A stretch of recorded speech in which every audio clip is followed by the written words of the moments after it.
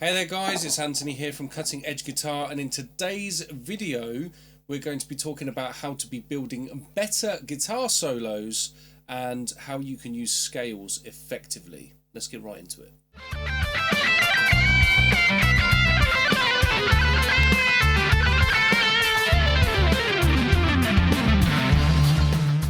Okay guys, so in case you missed my previous video, in this little series I'm going to be talking about how you can build better guitar solos.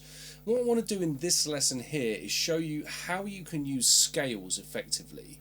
So at the moment, scales are getting a bit of a bad rep. There's a lot of talk out there about how you can learn to play lead guitar without having to use scales, and you don't need to know your notes on the fretboard, and you don't need to know, well, basically how to play guitar, but somehow you're going to miraculously be able to play the guitar.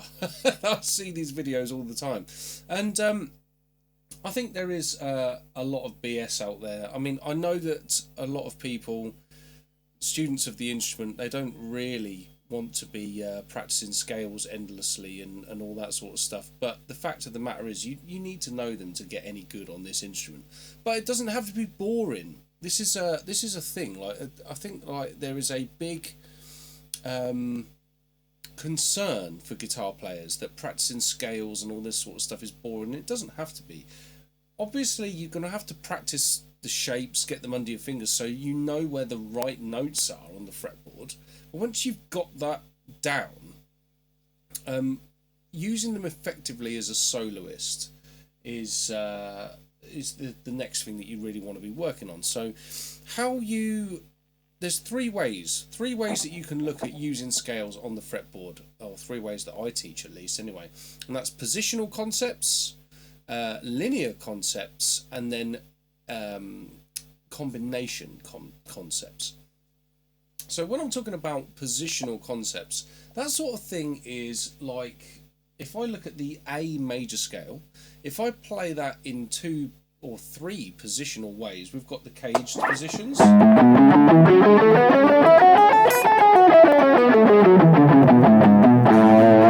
got your 3 notes per string.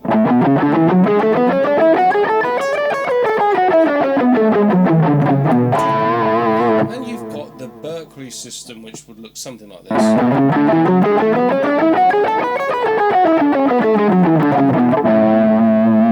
Now, each one of those different systems has its good things, its good points, and its bad points. Caged is great for being able to show you intervals based around a chord position. 3 notes per string is great for speedy playing. The Berkeley system kind of combines the two a little bit together so that it's positional. You don't have to move your hand left or right at all to be able to play through the stuff. But in any one position, under your fingers, you have the notes of scales accessible to you and all that stuff. Now, what we're not going to do here is look at actually learning scales. I've done loads of tutorials about that stuff elsewhere on the channel and at Cutting Edge Guitar, my online learning platform, which you can check out. What I want to talk about here is how you're going to be using them. So, to be an effective soloist, you don't want to just play back and forward, up and down the shape. What you want to do is introduce some sort of melodic pattern. Now, if we talk about some of the greats of rock guitar, and I'm talking about modern rock guitar here, so someone like Paul Gilbert, one of his favourite things to do is to play sextuplet patterns, which might come out something like this, or something like this. Obviously, he plays them really fast, so it'd be like,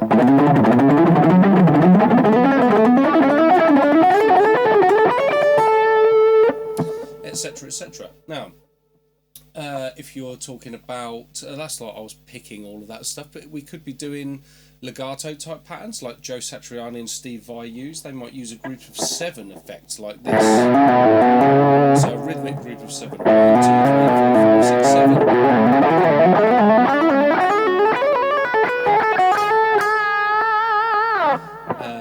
You might do something a bit like John Petrucci does. He uses groups of 5. All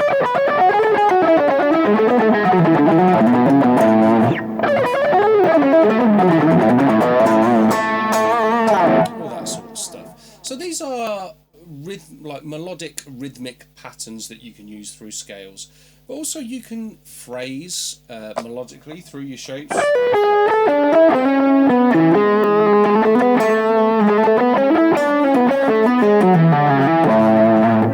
No one says you have to just burn up and down the shape, etc.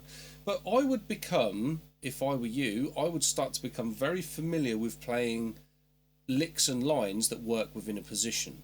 The next thing I would do after that is look at being able to play your scales in linear fashion, and what that means is by being able to map your scale along the length of strings and then introduce your melodic patterns and whatever it is that you want to do with them like that. So if I'm continuing to play in my A major scale, the lowest note I can play for A major on my high E string is the open E note, and then the rest of the scale looks like this along the length of that string.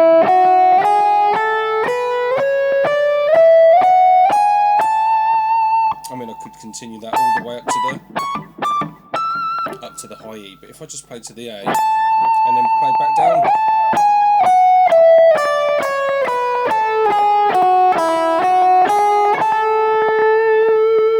and there's me playing back to the root note. So once you've mapped that, you can then start adding melodic patterns like threes. You can do groups of 4 stuff.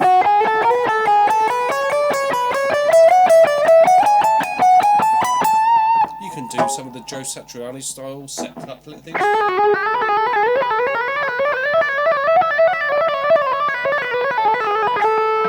Or you can do, other sextuplet patterns. You can pick them, you can play them legato, do whatever you want.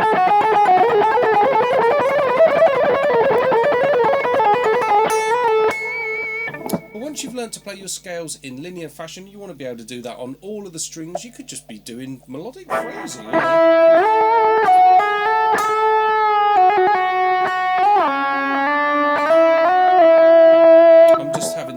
I'm using a disciplined approach to staying on like just one string there, but you could move across all different strings and all the rest of it. But once you can play in position and then along the length of strings, the end game that you want to achieve to have fretboard freedom with your scales is to use what I call combination playing. And what I mean by that is I'm using a combination of playing positionally, which will mean I'm going up a scale shape for a bit, but then I'll start sliding along into the next shape.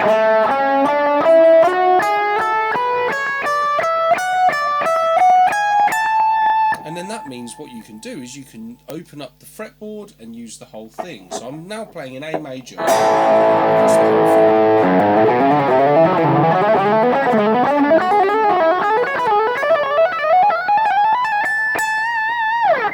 And that's using, like I say, a combination of playing along the length of strings and up and down positions. And you can do that ascending, you can do it descending, or moving around wherever you want to.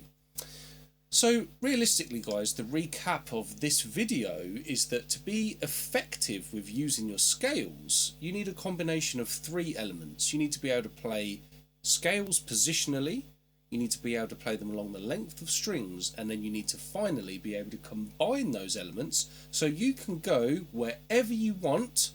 And what you ideally want to do is be able to do that in any key with any scale that fits any chord, and you'll be able to play over anything and do whatever it is that you want to do. Okay guys, that's it for this video. Thank you very much for watching. Please do subscribe to the channel. In the next video, we're going to be talking about how you can knock one of the notes off of your 7-note scale and use hexatonic approaches. If you want to learn techniques inside and out, please do check out my high intensity guitar technique courses or books. The Advancing Guitarist course is at Cutting Edge Guitar, and there is a plethora of downloadable lessons and all sorts of stuff. All of the links are in the description, and I will look forward to seeing you in a lesson over there or on the YouTube channel sometime soon. You take care, guys. All the best.